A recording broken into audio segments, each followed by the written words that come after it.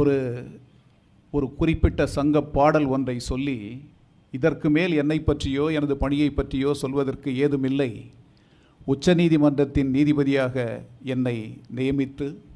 என் மீது நம்பிக்கை வைத்த நீதிமன்றத்தினுடைய மூத்த நீதிபதிகள் அனைவருக்கும் என்னுடைய வணக்கத்தை சொல்லுவதன் மூலமாகவும்,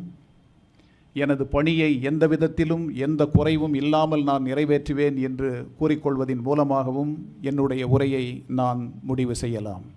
ஒரு சங்கப்பாடல் ஒன்று சொல்லும், 80 வயது மிக்கவனாக நீ இருக்கிறாயே, உனக்கு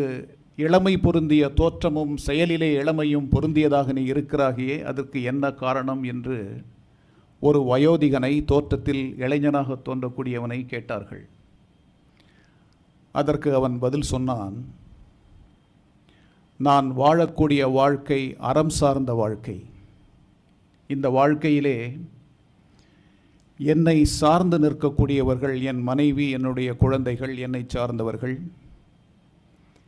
என்னை ஒரு நல்லவனாக மதித்து என்னோடு பயணிக்கக்கூடிய என்னுடைய மக்கள், யார் என்னுடைய கொடையின் கீழ் நான் என் வாழ்க்கையை நடத்துகிறேனோ அந்த அரசை நடத்தக்கூடியவன், இவர்கள் அனைவருமே அறச்சிந்தனை மிக்கவர்களாக வாழ்கின்ற காரணத்தினால், என் சிந்தனையும் அறம் சார்ந்தே காலகாலமாக இருந்து வருவதினால் நான் என்றைக்கும் இளமை பொருந்தியவனாக இருக்கிறேன் என்று அந்த புலவன் 2000 ஆண்டுகளுக்கு முன்பு பதிவு செய்தான். யாண்டு பலவாக நரையில ஆகியர், யாங்கு ஆகியர் என வினவுதிராயின், மாண்ட என் மனைவியோடு மக்களும் நிரம்பினர். யான் கண்ட அனையர் என் இளைஞர், என் வேந்தனும் அல்லன செய்யான் காக்க அதன் தலை, ஆன்று அவிழ்ந்தடங்கிய கொள்கை சான்றோர் வாழும் எம் ஊரே என்று தன் ஊரை சிறப்பித்து, நல்லனவற்றை சிந்தித்து நல்ல விதத்திலே நான் சொல்லக்கூடிய அனைத்தையுமே ஏற்று நடக்கூடிய மனைவி பிள்ளைகளோடு, எனக்கான இளைஞர்களோடு, இளையவர்களோடு, என்னை சார்ந்த மக்களோடு அருமையான ஆட்சியை நடத்தக்கூடிய என் மன்னனின் வழிகாட்டும் வழியிலே நான் நடந்து வருவதால் எனக்கு என்றும் இளமைதான், ஓய்வில்லை என்று பதிவு செய்தான் அந்த புலவன். இந்த பாடலை மனதிலே இருத்தி பயணிக்கக்கூடிய எவருக்கும் தங்களுடைய பணியிலே தொய்வோ ஓய்வோ இல்லை என்று சொல்லி,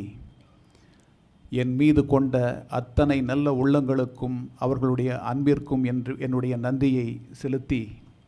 எனது பணி இறைவனுடைய ஆணையால் நடக்கக்கூடிய பணி, என்னை நன்றாக இறைவன் படைத்தனன் தன்னை நன்றாக தமிழ் செய்யுமாறே என்று சொல்லி 3000 பாடல்களை தந்தவனின் வழியில் வந்த பணி, நாமார்க்கும் குடியல்லோம் நமனையஞ்சோம் என்று சொல்லி பார்த்த ஒரு அற்புதமான தமிழ் கிழவனின் வழியிலே வந்த பணி, பித்தா பிறைசூடி பெருமானே அருளாளா என்று சொல்லிவிட்டு இறைவனை நண்பனாக ஆக்கி தந்த அந்த அற்புதமான ஒரு படைப்பாளியின் பணி, அனைத்தையும் இழந்துவிட்டாலும் உன்னை நீ இழந்து விடாதே என்று சொல்லி பார்த்த பட்டினத்தாரின் வழியில் நிற்கக்கூடிய பணி, உலகத்தினுடைய உன்னதமான எண்ணங்களை சார்ந்து நிற்கக்கூடிய பணி என்று சொல்லி,